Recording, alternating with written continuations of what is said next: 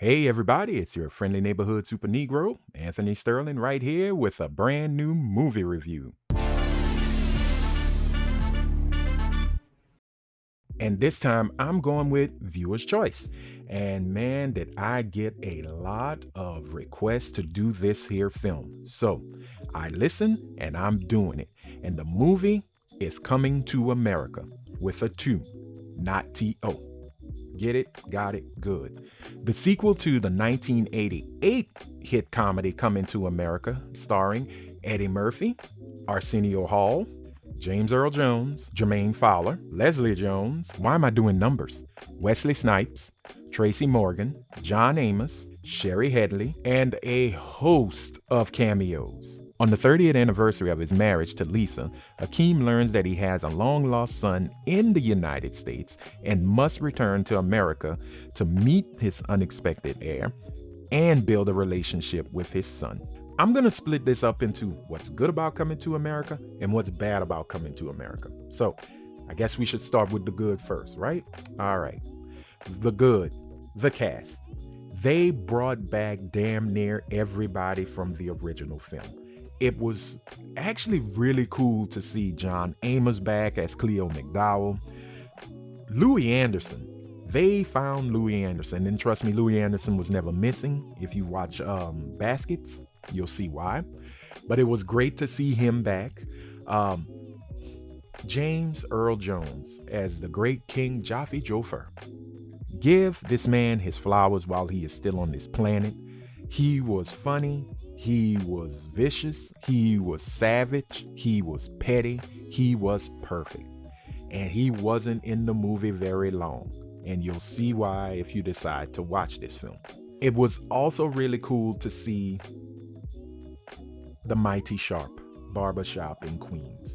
Mr. Clarence and the gang have come back, and yeah, I want to know how they lived this long.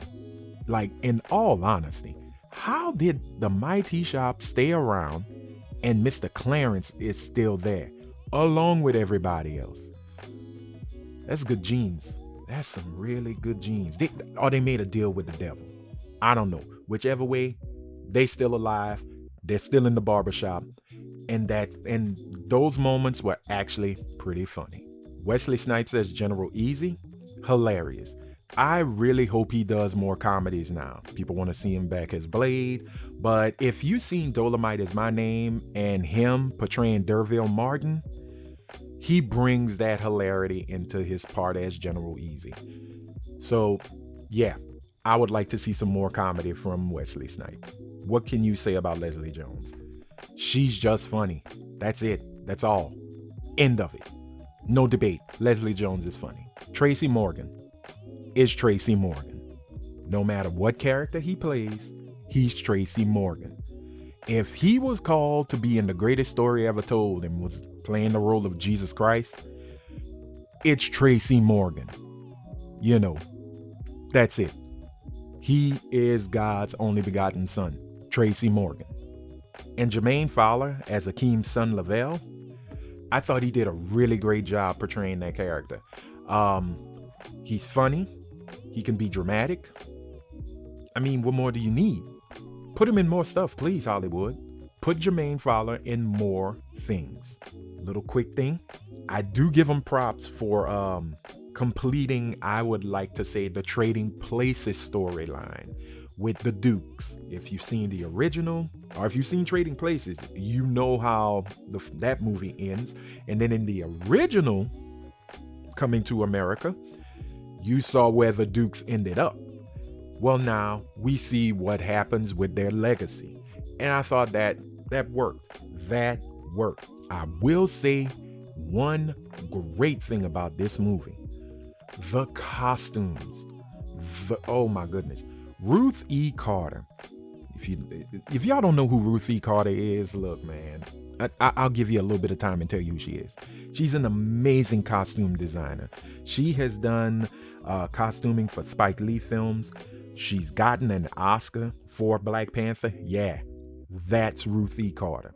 And man, does she bring it with the wardrobe and the looks of everyone in the film, especially when they do the the gatherings, the royal ball and everything, and how everybody looks, man. Look, she made Leslie Jones look amazing. And I'm not saying Leslie Jones is ugly, but she made Leslie Jones look amazing. Okay, I know I said I was going to do the good and the bad, but before I get to the bad, I might as well go with the meh in the middle. And that's the plot, which will basically lead into the bad. While the plot is okay, it's been done before, which, yes, no problem. There's no such thing as an original thing in Hollywood or in movies anymore, or in any kind of art. But this one was very down the line, straight. Hey, you got a son. You need to find your son, because when you go, you have no male heir, and Zamunda's in trouble. So, go figure, right? It doesn't make it a horrible thing. It just makes it a bare bones, run-of-the-mill kind of plot. With the music, they tried to do 2021 updates of the music from the original film. And it's a hit or miss or both. To the great John Legend, you are great. You are amazing. You're an amazing piano player. You're an amazing singer and songwriter. I don't need you to sing She's Your Queen to Be. That is not for you. That is not your song. That is not you. That is Oha's song. And Paul Bates should have sang it. Okay? All right? You got that? Back to the voice. Last time to go into the bad. What didn't work in Coming to America? Eddie Murphy as Akeem didn't feel right. It felt forced. It's sad, man, because this is the character he created. He created Akeem. And the thing about sequels is you have to go back and look at the original. And when you look at the original, you fell in love with Akeem. He was gullible. He was friendly. He was very strong about how he felt about changing traditions and the things that he liked. And to see where Akeem is now, it's one of those, hey, you've become what you didn't want to be, so now you got to find yourself. And yeah, it's one of those kind of situations. It gets lost in translation coming into this sequel. And I think it goes to the second bad part, which is the script and the writing. Now, like I said, the plot is the meh. It's a very generic plot. But the script, the comedy, the setups, the punchlines. Thank goodness you have an Eddie Murphy, you have an Arsenio Hall, you have a Leslie Jones, and a Tracy Morgan, and a Wesley Snipes. Because the jokes are somewhat watered down. And it could be because of the PG-13 rating. Yes, Coming to America is PG-13. But I think some of the timing was off. Even when you have somebody who can improv like Murphy, like Morgan, like Leslie Jones, it didn't really hit as much.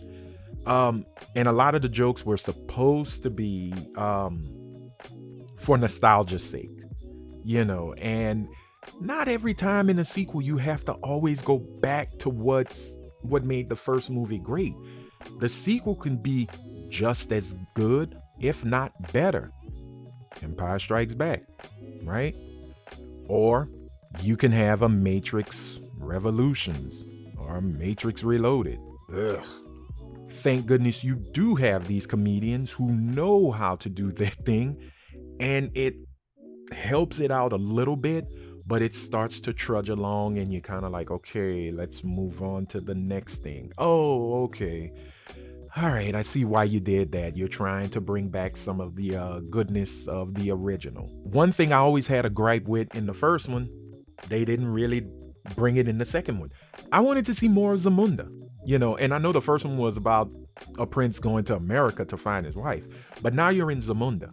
I need to see more Zamunda. Didn't see it. And I don't understand why people would want to live in Zamunda instead of Wakanda. At least Wakanda, you had a city. At least you saw some transportation. You saw people working. Zamunda, no, you just saw royalty. And that's cool. It is what it is. There were moments in this movie that I never really wanted to see. One of those scenes is Tiana Taylor. And no, I am not dissing Tiana Taylor. That girl can actually act. She can sing. She looks amazing. Her intro into the movie and the whole let's do a Prince song and redo Get Up. Is it Get Up? Yeah. Get Up. 23 positions in a one night stand. Yeah, you remember that song. We all love that song. That wasn't needed. Like, no, it didn't work. For me, it just did not work. Like, Prince. With me enjoying Wesley Snipes as General Easy, I wasn't that big of a fan of his whole intros into the scene where, why did he have a HBCU marching band type intro? I don't know. I don't get it. I would have preferred him to be menacing and then hit you with some comedy. But, after seeing an interview on how Wesley said, yeah, I wanted to do some grand West Side Story intro, I'm like, okay, you do you, but it didn't really work for me. I would have loved to see him to be more of a menacing tyrant or a dictator than, just honestly being goofy. That's one of the biggest problems with Coming to America 2, not T.O. It's heavy on goofy and light on comedy. That's the sad point. It don't feel right. Like, it just doesn't feel right. And I feel this should have never been made. I would have rather just a Coming to America reunion where everybody came back, had one big conversation. Sadly, the great Madge Sinclair is gone. She passed away. She played Akeem's mother. But it was just kind of heartbreaking that they made this, which, keep in mind, this movie has been in the works for over 20 years. I think in the late 90s, early 2000s, there were rumblings of a Coming to America sequel, but Eddie had other things and he wasn't interested. And Ryan Coogler was one of the people who approached Eddie Murphy with a pitch for a sequel. And Eddie turned him down and kind of laughed at it and walked away. Ryan Coogler went on to do Black Panther. I've given you the good, I've given you the meh, and I've given you the bad. So, I know what you're waiting for, the verdict. Should I watch this film? Anthony, tell us. We need you to tell us. Should we watch Coming to America? And I say, nah, I would not. I wouldn't watch it. But I will say this as well. If you are in for nostalgia and you just want to go back, then watch the original film. Okay? Just watch the original film. But if you're curious to see what they did and to see if maybe I'm just full of BS, then go for it. Yeah, watch it. It's all on you. But if you're disappointed, do not, and I repeat, do not blame me. You did it on your own accord. I tried to save you. I did. Well, that wraps it up, and you made it to the end of this movie review. Kudos. As always, hit that red subscribe button. It'll only take a second. Blue thumbs up. Blue thumbs are always cool. Hit that bell and turn your notifications to all so you'll be notified whenever I drop a new movie review or any other cool content. Join in the conversation. Tell me how you feel. Did you enjoy the movie review? Did you enjoy Coming to America? Did you hate Coming to America? Leave a comment below. I promise you, I'll reply. Oh, I will reply. So, until next time, wash your hands, wash your feet, wash your ass, and most importantly, wear a mask. We're still in a panorama, kids. I'll see you next time.